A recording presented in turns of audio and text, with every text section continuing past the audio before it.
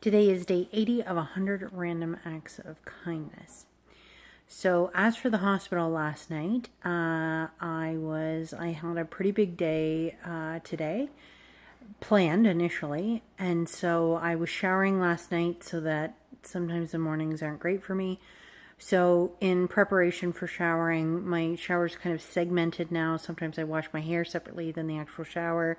I have a chair in the shower because I can't stand for very long. So, I was shaving my legs separately in the bathtub, just sitting on the side of the bathtub.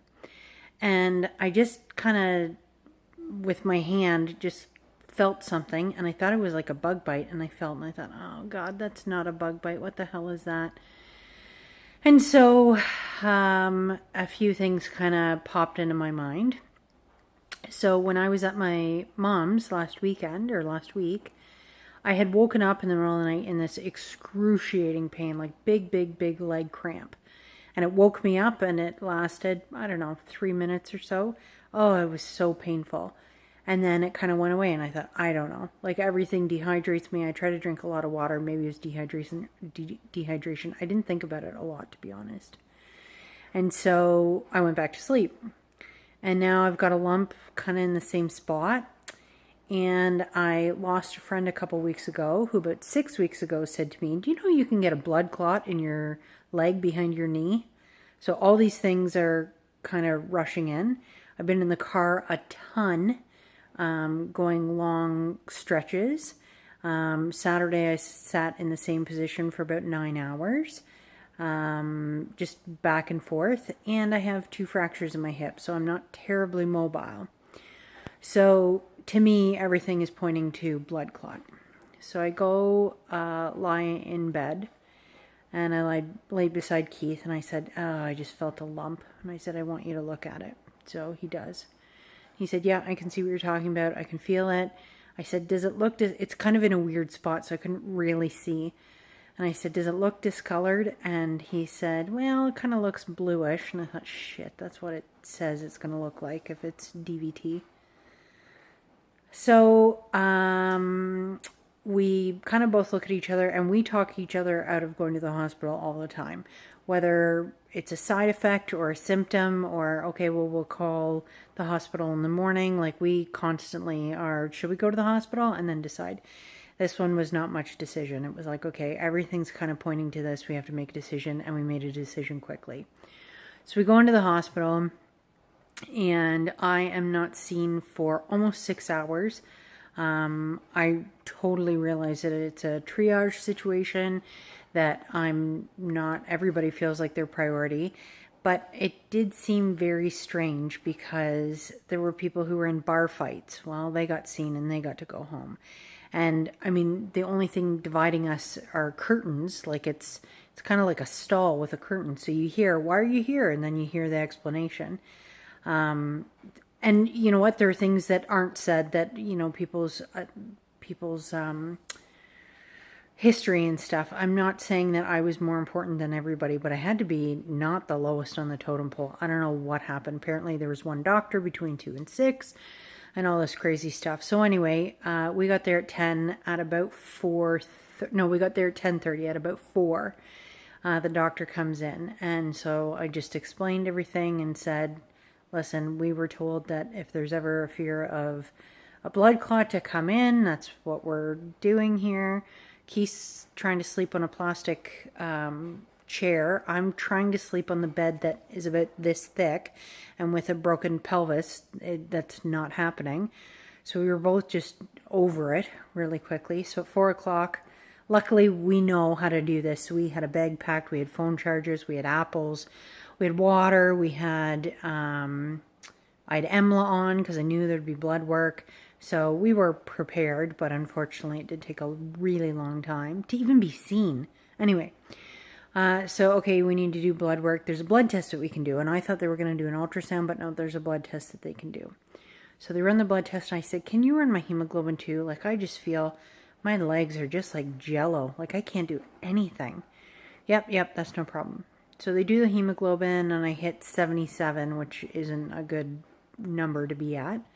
I've never really had issues with hemoglobin, so that's not ideal. And this D-dimer test, I think that's how you say it. I could be wrong. I don't know. The level that you're not supposed to go, like you're supposed to be less than 500, and I'm at 1310, which doesn't sound good to me. So he comes back in, the doctor comes back, like hours later comes back in. I think this was at like 6:30. And he says, yep, it's high. And luckily I have access to my like tests and blood tests and stuff. So I knew before he told me what was going on. And so we go through and he comes in and he says, well, we've got two options. One, you stick around for the thrombosis unit in a couple hours. And I thought, I haven't slept at all. I'm on chemo. I feel like crap. There's nowhere for me to sleep. Keith and I got kind of kicked out of our little stall that we did have because more people had to come in. And so we're in the waiting room. I'm sitting in a wheelchair at 5 a.m. having not slept at all. It was not a good night. Anyway, he said, or I can give you enough blood thinners to get you through until Thursday morning. And at that point, we can go from there and you can see the thrombosis unit. So I said, that's what we're doing. There's no way I can stay awake any longer. I was feeling sick, everything. So I take the blood thinners and we go home. And so I slept during the day. I woke up and called the hospital. I had a number of voicemails and texts and what have you because I was tweeting about it and did my video from there last night. So the thrombosis unit calls and says, okay, we can see you today at 10:30. Well, I slept through that as I had been told that they were going to be told that. So I get a call, or I called them back at like 2:30 and said, hi, I just woke up, blah, blah, blah. Oh, well, you got to talk to the nurse. So I'll get on the nurse. So the nurse says, well, you have to go back to the emergency room now because you didn't see us the same day. And I was like, holy crap. I was like, no, that's not happening. I have terminal cancer. I'm not doing that again. They told me it was going to be Thursday. And they're just the slightest, I don't know why, like we wonder why we say things that we do, but I said, he sent me home with 2 doses. I got one in oh, you got a dose of blood thinner. And I said, yes. Oh, well, then we can see you Thursday. Holy shit. Thank God that I said it like that because I thought, I can't, I'm so tired. So anyway, I'm going in tomorrow. We'll see what that looks like. I had agreed to do some filming at my house about having terminal cancer, and so the crew and interviewer and stuff was coming at 4. So I came home, slept, got up, got ready to be on camera. Oh my gosh, I do not feel well now, but that's what our last 24 hours have looked like. I know I keep offering this, the day-to-day random act of kindness to Keith, and I realize it's not a random act of kindness because he's my husband. However, he put 4, I have a picture of him sleeping 4 plastic chairs beside each other, it rolled up in a hospital blanket. I'm in a wheelchair, so it's not like there was a bed for me, the patient, let alone him.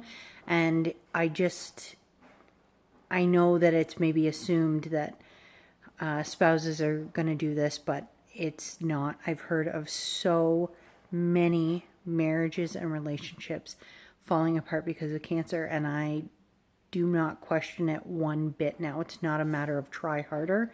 This takes a toll on your marriage.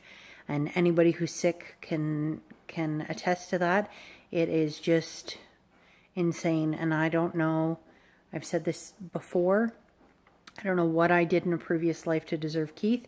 And I don't know what horrible thing he did in a previous life to deserve me, because he is just this incredible human being. And I thanked him for being there last night, but I don't know what I would have done if I had to do that by myself.